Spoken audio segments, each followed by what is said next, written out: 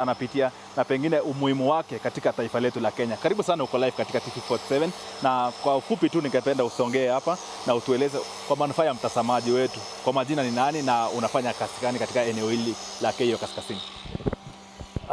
Asante sana mtu wa press. Kwa majina ni Patrick Kiplagat.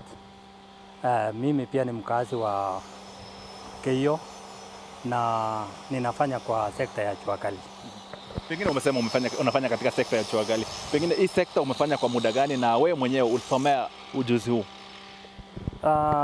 Kwa jumla kazi ya jua kali nimefanya zaidi ya miaka 50.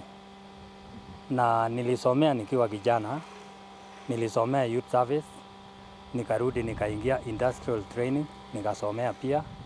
Nikarudi nikaingia MCA, nikasomea pia. Kuna colleges mingi ambaye pia nimewahi kupitia, maybe short courses, vitu kama hiyo. Yeah. Pengine umesema umesomea hii tajriba ama hii taaluma. Kwako wewe mwenyewe unaona iko na umuhimu gani katika taifa letu la Kenya? Sekta ya jua kali ina umuhimu sana, sababu hapo ndio inatusaidia kama Kenya tuweze kuajiri vijana ndio waweze kufanya hiyo kazi ya jua kali. So ile kitu tu maybe ningehimiza vijana ni waweze kujiunga na colleges hizi za TVET ama wherever. Ikiwa unaweza ingia kwa polytechnic ni sawa. Ukiweza kuingia chuo kikuu ni sawa. Ukiweza kuingia hata village polytechnic bado ni sawa. Ujuzi ni ile moja. Na hiyo ujuzi ndio inatakikana. Na hiyo ujuzi ndio inasaidia. Sababu hiyo ukiwa na ujuzi aina yoyote, hakuna ujuzi haihitajiki, ujuzi yoyote inahitajika. Vijana wengi katika taifa letu wanasema hakuna ajira. Pengine tu kabla ya hiyo, wewe mwenyewe katika hii sekta ya jua kali kuna changamoto gani? Changamoto yenye iko kwa jua kali ni maybe marketing. Alafu pia ya pili ni issue ya pesa. Ingekuwa kuna funding ya maybe loan kidogo ya jua kali, ingekuwa inasaidia sana, sababu hiyo ndio changamoto tu. Maybe changamoto ingine, na hiyo si shida sana. Changamoto ingine, saa hii majua kali zimekuwa mingi sana. Lakini tuna suluhisho ya hiyo. Jua kali ikiwa mingi, unaboresha zaidi ile vifaa unafanya ama ile vitu unafanya.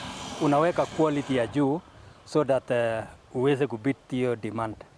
Pengine tu kwa ufupi ningependa utueleze kwa manufaa ya mtazamaji wetu, utueleze ni vitu gani unaunda, ni vifaa gani mnaunda katika eneo hili. Wewe mwenyewe umesema ni muhimu, kuna umuhimu ya kusomea katika taaluma hii. Pengine ni nini hasa mnatengeneza katika eneo hili ndio mtazamaji aweze kuwatembelea? Asante sana. Tunatengeneza karibu kila kitu ya chuma. Si welding peke yake tunafanya engineering yote jumla.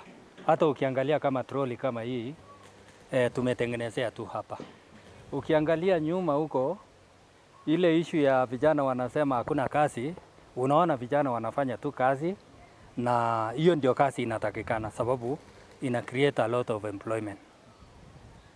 Pengine tu kwa nusu dakika tukimalizia, ningependa utazame hii kamera, uzungumze na yule kijana ambaye ako nyumbani anasema hakuna ajira katika taifa letu. Yeye mwenyewe anatafuta tu ile kazi ya ofisi. Ungependa kumwambia nini?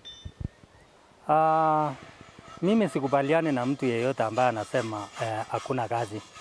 Kazi iko, lakini kazi iko kwa mikono na ujuzi.